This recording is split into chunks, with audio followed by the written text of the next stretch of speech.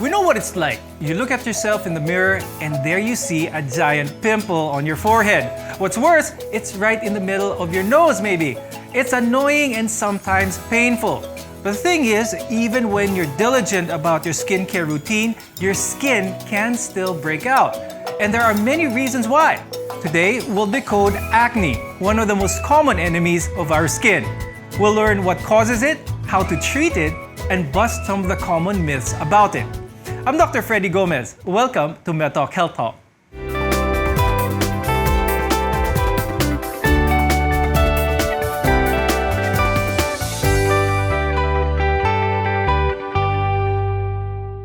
Acne is a common problem. It affects 85% of teens. But beyond puberty, it can still be a problem. Joining us on the program now are Dr. Peachy Pazlao. She's the president of the Philippine Dermatological Society. We're also joined by Dr. Cara Gozali, a PMAP model, a fashion and beauty influencer, and a newly certified physician as well. So congratulations to you, Cara. It's good to have both of you on the show. Now, there are many ways to treat acne. A lot of people are aware of that. But the one thing we shouldn't do is to self-medicate. So, Dr. Lau, could you please explain that to our viewers? Why is this a big no-no ang pag-self-medicate ng acne? Well, this is one of the things I always tell my patients, don't self-medicate. For the simple reason that you do not know if you are actually using the correct things. You may be using something which can actually even be detrimental or can make your acne worse. That's right. Now, still with Dr. Lau, what are the causes naman of acne? Is it hereditary? Namamana ba ito? Is this hormonal? Or does it have anything to do with what we eat or even our skincare habits? Well, number one, you said hereditary. There is a predisposition. Usually, if a parent or both parents have acne, the possibility of the children having acne is greater than those without.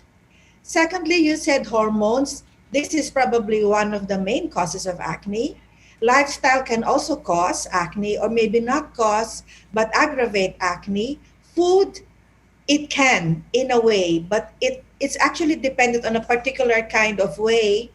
Now, almost all teens naman get acne and it can't be avoided because it's a normal part of adolescence. But it can be distressful for teenagers. Now, Cara, did you go through this as a teenager? And if so, how did you manage? Yes, of course. I think everyone, well, most of us, we all have that acne phase and we all get really depressed, or we have our self-esteem is lowered. So me, basically, I just really did my best to take care of my skin.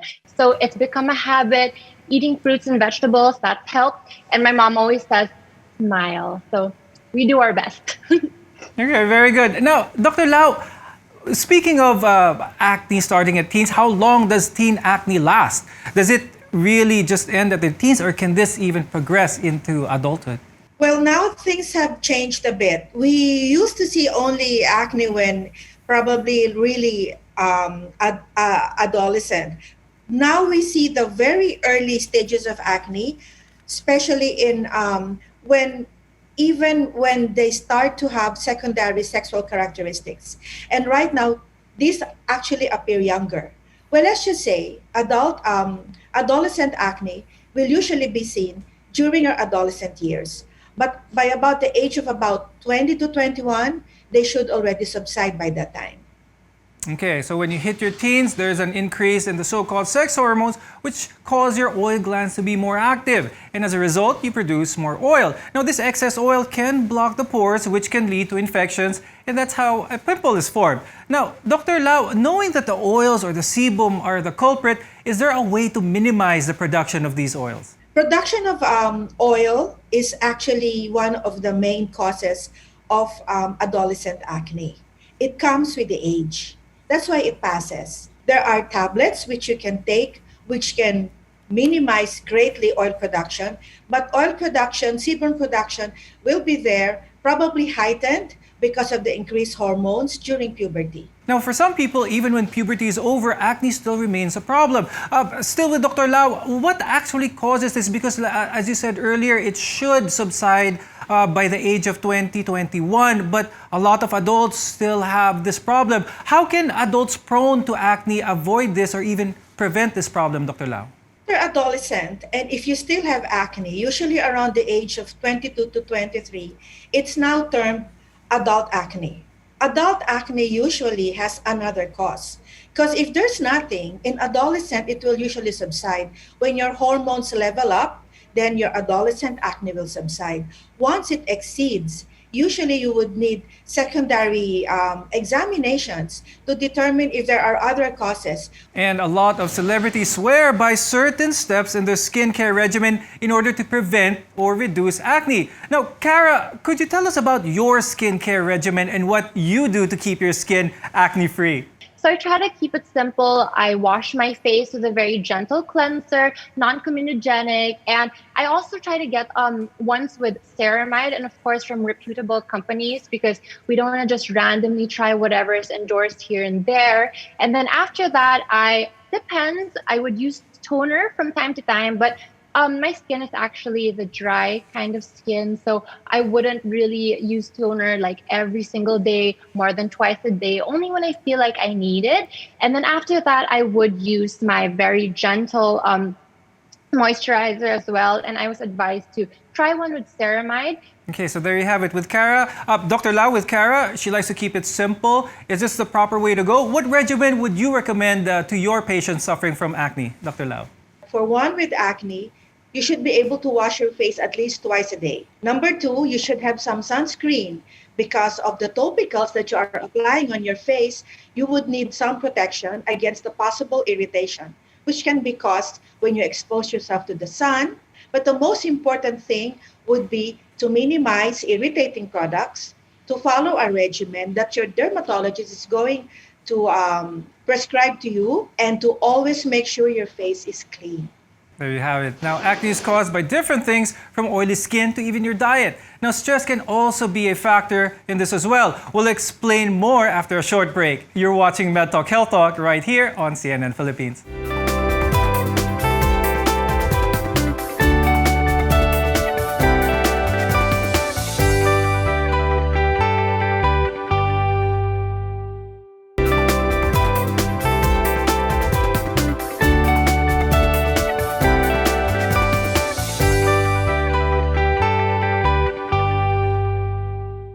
Glad you could join us today because your health comes first on Med Talk Health Talk. I'm Dr. Freddy Gomez. Now, the signs of acne can vary depending on its severity. It usually appears on the face, forehead, chest, upper back, and shoulders, basically the oily parts of your face and your body. Now, I'll continue the discussion with Dr. Lau. Could you tell us the different types of acne and the symptoms that our viewers should watch out for? There's neonatal acne, when actually the patient is just born. The baby is born, there's neonatal acne. Usually it just disappears by itself. And then there's pediatric acne. There are several stages here. Some also would need some endocrinological or metabolic examination by the pediatrician and the dermatologist. And then you can have your pre-adolescent acne, acne that may come before adolescent, then adolescent acne, and adult acne. Now, a range of factors can trigger acne. But Dr. Lau, how do pimples actually form? What goes on under someone's skin that forms this acne? Number one, somehow, because of the hormones, because of puberty, there is a thickening in the superficial layer of the skin. This would then block the pores. And then because of the hormones, your oil glands would naturally become bigger. They would have more oil and sebum. This would now change the environment of that area and would attract what we call the C. acnes, Cutibacterium acne, the main bacteria for acne. And there are certain things that don't necessarily cause acne, but it can trigger it, such as diet, stress, hormones, and maybe even certain types of medications. Now, Kara, people with busy schedules such as yourself are prone to a lot of stress, studying for exams maybe, or even preparing for shoots. Now, True. how do you deal with all of this knowing that stress is not good for your skin? So basically, with my busy schedule and everything I have to do left and right, I make sure I have proper sleep and proper nutrition and a good skincare routine. Okay, I remember during my boards review, it was impossible to feel to not feel guilty about not having sleep. But I realized with sleep, not only do you have better mental retention, you have better skin as well. You function better and your skin seems to love you more for it, and it will show. Also, my mom ingrained in me, you must eat fresh fruits and vegetables. So I do believe that with stress, it's also to get good skin, you need to have a good balance of everything. You can't stress yourself too much because it's going to show in your skin. You know, it's also the glow that you get from good nutrition. Now, treatment can vary and can depend on the severity of one's acne. So that's what I want to segue into the treatment part naman of acne. I think that's very important for our viewers to know. Dr. Lau, let's talk about that. Let's talk about treatment first for mild cases of acne. Now, there are a lot of treatments for mild cases, but let's focus on salicylic acid and benzoyl peroxide. For some reason, this is a really popular treatment when it comes to mild acne and seen in over-the-counter shops. You're correct. Salicylic acid and benzoyl peroxide are actually mainstay treatments for mild to moderate acne. Salicylic acid is actually one wherein it's called a keratolytic, which means it can thin out and help loosen these clogs. Benzoyl peroxide is a mainstay because it acts like an antibiotic, but it's not an antibiotic. So you can use it for a long time without having fear of antibiotic resistance. It's an antimicrobial. So it can target the Cutibacterium acnes and the inflammation that you see in acne. Okay, and still with Dr. Lau, follow-up question, how about naman treatment for severe acne or acne na napabayaan, which can even lead to acne scars? May treatment pa ba at this stage, Dr. Lau?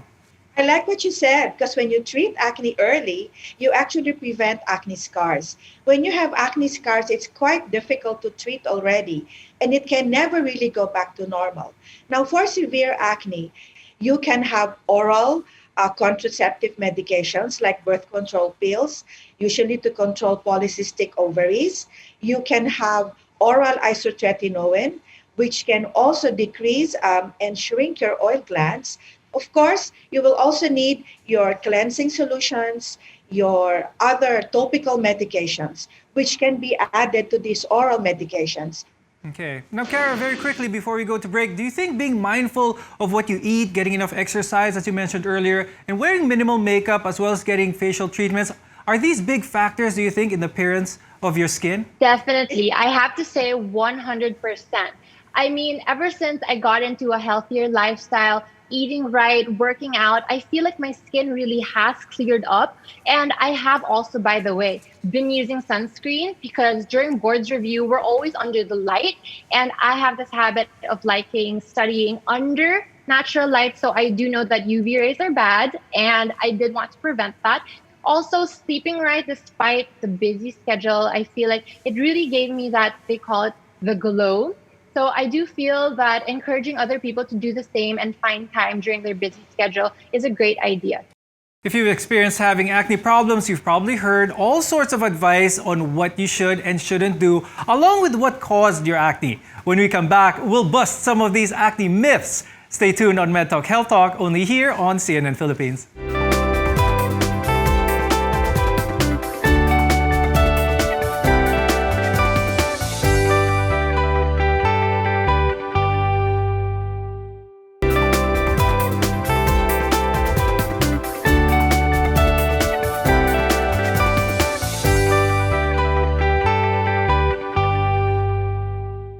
We want to separate now fact from fiction. So does junk food or sleeping with your makeup on really cause skin breakouts? Now, Dr. Lau, these are some of the more common stories I hear when it comes to acne. Is there any truth to this? How diet plays a role, eating junk food, ito ba yung isang big factor when it comes to having acne? Actually, yes. But let's just say because of eating junk food, what we call the Western diet, and this would be like very oily French fries, pizza, hamburgers, and all of this. But if you eat them in exceedingly big amounts, like let's say all the time, every day, almost every day, this is the one you take, it would increase your sugar, your insulin growth-like factor. And because of this increase, there is some reaction within your system that can actually aggravate your acne through the increased production of your oil glands. Now, Dr. Lau, how about toothpaste doubling as pimple cream? Maraming gumagawa nito before. Is there any scientific basis to this? Please explain this to our viewers. There is no ingredient in toothpaste that would actually improve your acne. It can even dry it up too much, or it can even irritate it because of the presence of probably I think maybe most toothpaste have menthol, so it can even dry up the skin, but you're actually putting more damage and irritation to your skin, particularly if it's already irritated, then it will irritate it more. So toothpaste is not a treatment for acne. Okay, it's good we had that cleared up. Now, Kara, now that wearing a mask is part of our new normal, do you experience mask acne? And has your skincare regimen changed because of the need to wear a mask all the time? Okay, definitely I feel like it has kind of changed it up a little bit just because I feel like my chin became more dry. The mask area, I feel like it really got more dehydrated, so I did switch to a heavier kind of cream. Usually I would go towards a gel-based kind of moisturizer, but ever since masks have been a necessity, I have switched to a heavier kind of consistency. Also, I remember, especially during boards review, we all had to wear masks and face shield the entire time, so you couldn't help but sweat, right, with all the heat around and everything, right? No aircon, nothing. When I got home, the first thing I did was to wash my face thoroughly with a gentle cleanser because I knew that clogging the pores or whatever was there from what time? 8 to 4 was just not going to do my skin any good. So for those who have also been using masks for prolonged periods, the least you can do is make sure you wash your face thoroughly and to put moisturizer. Now, Dr. Lau, can you briefly explain what causes mask acne or maskne, and what can you advise our viewers on what a good regimen is in order to prevent skin irritations from wearing a mask the whole day? Now, you know it's maskne because it actually follows the area where you wear your mask. Now, we can attribute this to the occlusion or the blockage that the mask would do on your face. At the same time, you cannot discount the fact that there may also be some form of an irritant allergic contact dermatitis to the actual cloth of the mask that you're using. Try to change your mask. Try to get one that can probably minimize your flare-ups of acne because you may be developing some allergy to the material of the mask. And I tell my patients to just give it a rest when you're alone, where there is no other contact. You can remove your mask, you can wash your face very briefly, and then maybe just moisturize, and then put your mask again. And before we go, I'd like to ask Kara if you have any friendly messages for our viewers with regards to taking care of their skin and preventing acne. Yes, definitely. Especially because everyone is home now and on their computers, especially Instagram. I do want to advise everyone to always course everything through a board-certified dermatologist. There are brands very good at marketing, endorsing here and there, but nothing beats, of course, those that have been approved by your friendly board-certified dermatologists. Also, sunscreen is a must, and don't forget, hydration is key. And Dr. Lau, your advice for our viewers. My advice for everyone is acne is one of the most common, probably the number one outpatient disease that is seen by dermatologists. And it's not a one-stop treatment. It is actually a chronic disease. It's a long process. You have to be patient, you have to be obedient, and you stay as friends with your PDS dermatologist.